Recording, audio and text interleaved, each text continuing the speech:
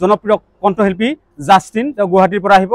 স্থানীয় শিল্পী বঙাইগাঁৱৰ পৰা আহিব মৰমী নাথ, আৰু আমাৰ স্থানীয় শিল্পী অমৰজ্যোতি আহিব, আৰু আমাৰ ৰূপা বড়ো নাট আহিব। গতিকে সমূহ ৰাইজৰ আমি উপস্থিতি কামনা কৰিছোঁ। আৰু এই নাচ প্ৰদৰ্শন যাৰ ভাল হয় তেওঁ শ্ৰেষ্ঠ প্ৰতিযোগী হিচাপে বাছনি হ'ব। নমস্কাৰ, মই জাষ্টিন।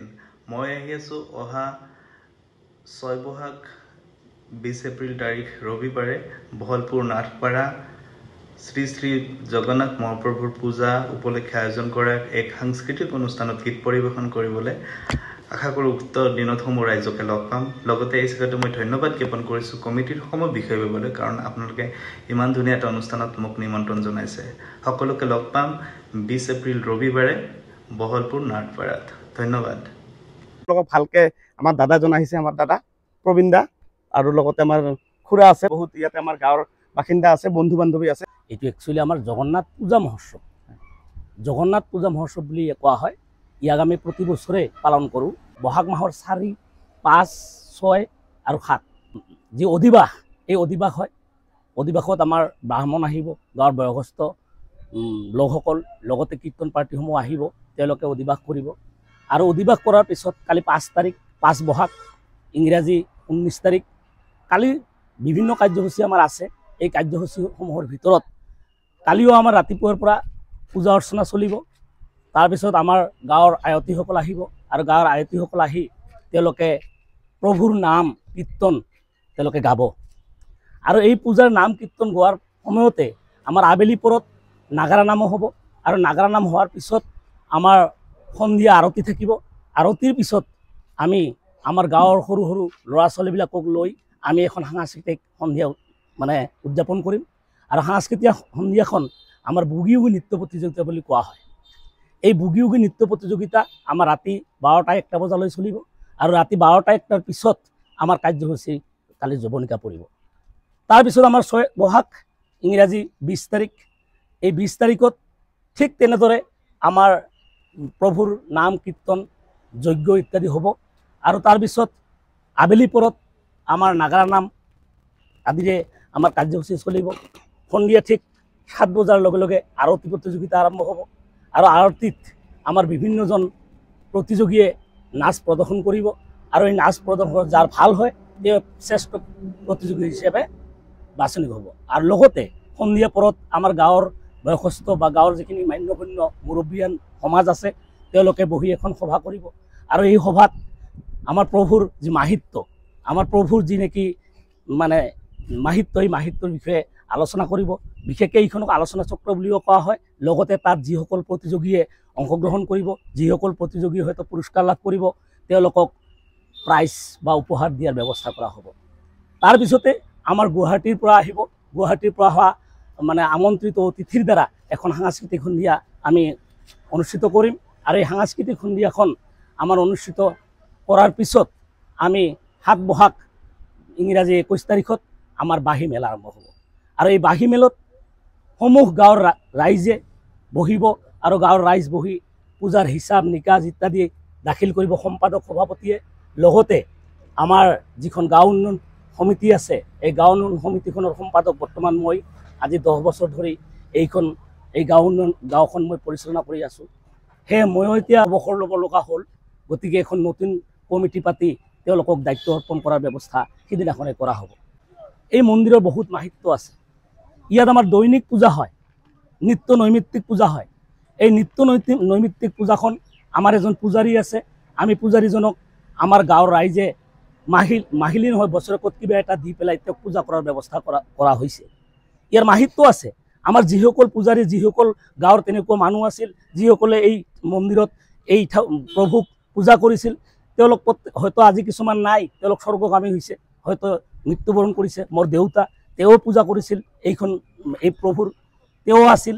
কিন্তু যিসকল ব্যক্তিয়ে এই প্ৰভুৰ পূজা অৰ্চনা কৰিছিল, যিসকল ব্যক্তিয়ে এই প্ৰভুৰ পূজা কীৰ্তন একদম খুব ধৰ্মীয় বা আধ্যাত্মিকভাৱে কৰিছিল, তেওঁলোকৰ জীৱন মংগলময় হৈছে, বা তেওঁলোকে সুন্দৰ ৰাস্তাৰে জীৱনৰ গতি পাৰ কৰি তেওঁলোক ইহলীলা সম্বৰণ কৰিছে।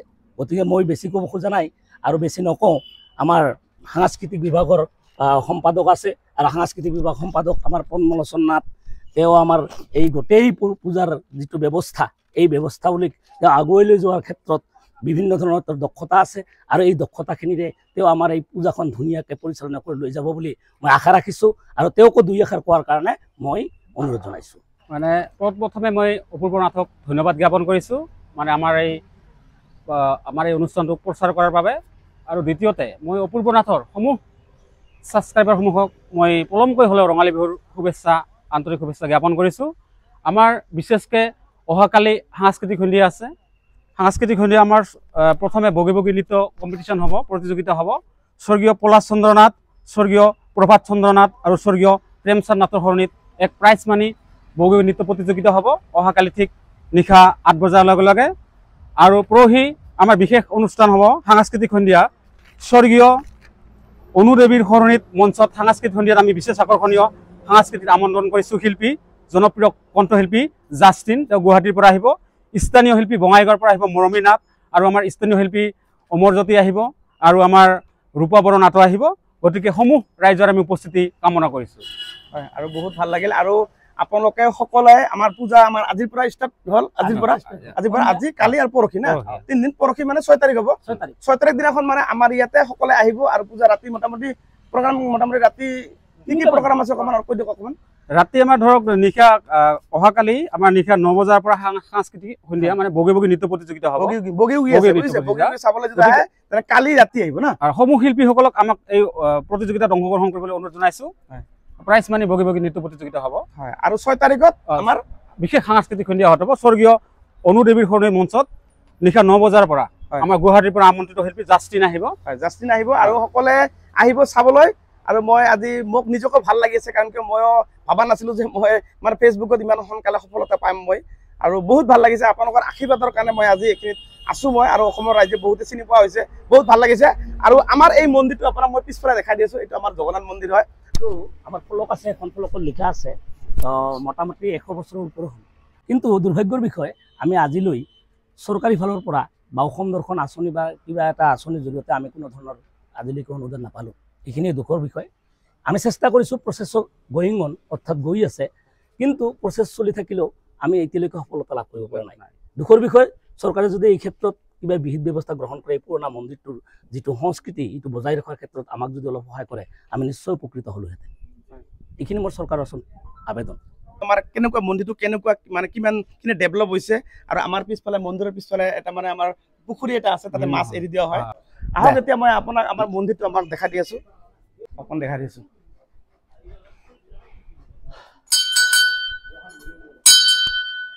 আমাৰ মন্দিৰটো আহক অকণমান ভালদৰে দেখাই দি আছোঁ। সেৱা এটা দি আহোঁ মন্দিৰতে।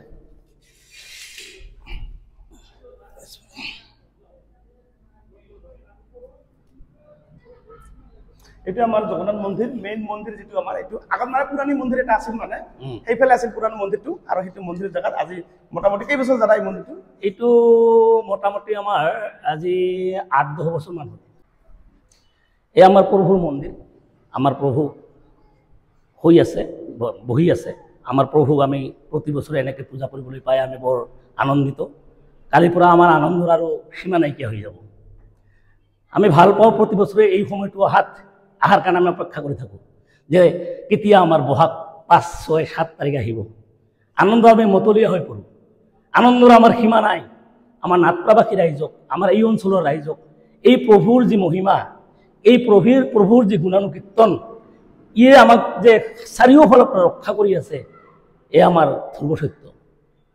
আৰু হয়তো আগলৈও আমাক প্ৰভুৱে চাব, আৰু আগলৈও আমাক প্ৰভুৱে ভাল দিশ দেখুৱাই ভাল জীৱনৰ ভাল গতি লৈ যোৱাৰ মানে প্ৰভুৱে আমাক সহায় কৰিব।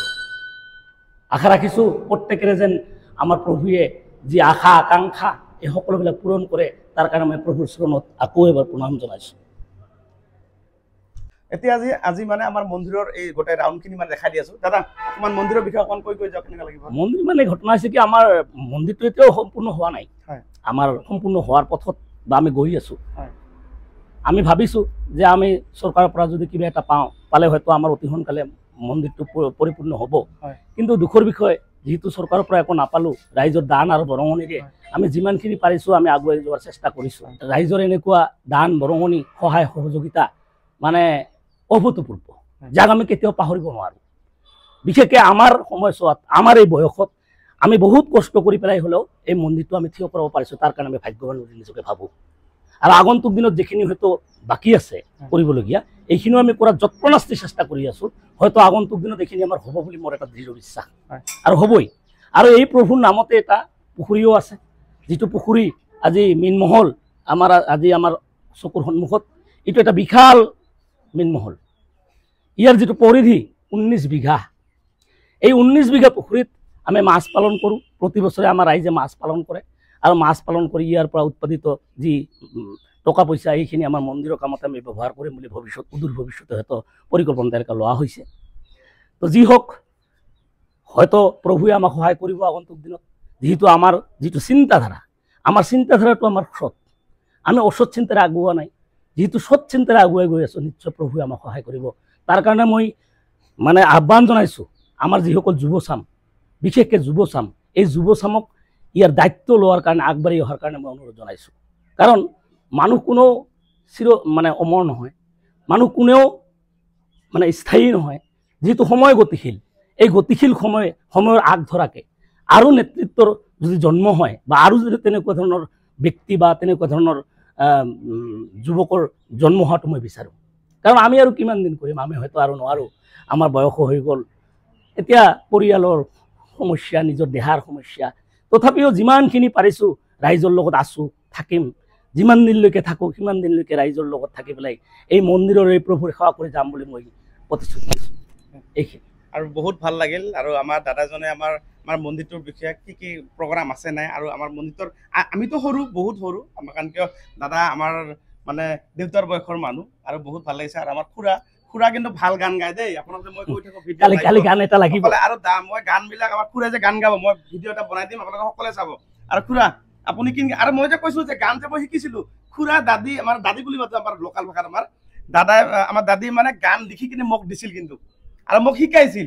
আৰু এই যে মই যে গানবিলাক কিছুমানে গাওঁ যে, এই দাদীৰ দ্বাৰা শিকিছোঁ, হয় না দাদী? দাদী অকণমান গুণগুণাই দিব নেকি? অকণমান এটা কিছু এটা ভাল লাগিব, অকণমান গুণগুণাই দিব, ভাল লাগিব। দাদী এটা ভাল চাই ধুনীয়া এটা জুবিনৰ এটা ভক্তিমূলক অলপমান দে অলপমান। ওম জগন্নাথে নমঃ নমঃ, শ্ৰী জগন্নাথে নমঃ নমঃ, জয় জগন্নাথে নমঃ নমঃ, জগতৰ নাথে নমঃ নমঃ। অলপ ভক্তিমূলক গীত গালো, আৰু অহাকালি সাংস্কৃতিক সন্ধিয়াত গাম। আৰু আমাৰ খুৰা কিন্তু আজি নহয়, DD1 এই যেতিয়া আছিল, মই জানো যেতিয়া কলেজ পঢ়ি আছিল, সেই তেতিয়া গুৱাহাটীৰ পৰা মানুহ আহিছিল, শ্বুটিঙৰ কাৰণে মাতিছিল আৰু গান গাইছিল তেতিয়াৰ দিনত। আজি নহয়, আমাৰ দাদী কিন্তু খুৰা বহুত ধুনীয়াকৈ ভাল গান গায়। আৰু আপোনাক মই এইটো অহাকালি প্ৰগ্ৰামটো আছে, গান নিশ্চয় দাদী আমাৰ শুনাব, খুৰা শুনাব। আৰু লগতে মই খুৰাৰ ভাল কিছুমান গান, যিবিলাক গান আপোনালোকে শুনিব বিচাৰে, মই আপোনাৰ দ্বাৰাই শুনাম, আৰু লগতে লাইফতে মই লৈ আহিম। ঠিক আছে।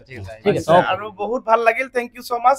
আৰু আপোনালোকে যিসকলে চাই আছে, যদি আমাৰ ঘৰৰ ওচৰত বঙাইগাঁৱৰ হওক, বা আমাৰ ধুবুৰী ডিষ্ট্ৰিক্টৰ হওক, বা আমাৰ কোকৰাঝাৰৰ হওক, যিসকল বন্ধু বান্ধৱ আমাৰ ওচৰে পাজৰে আছে, বা ওচৰে পাজৰে অসমৰ বুলি নহয়, আমাৰ গোটেই পৃথিৱীৰে যিমান বন্ধু বান্ধৱ মোৰ আছে, আপোনালোকে সকলোৱে আমাৰ মন্দিৰত আজিৰ পৰা পূজা ষ্টাৰ্ট হ'ল। অহাকালি আমাৰ বগী উগী আছে, আৰু আমাৰ পিছদিনাখন সাংস্কৃতিক সন্ধিয়া আছে।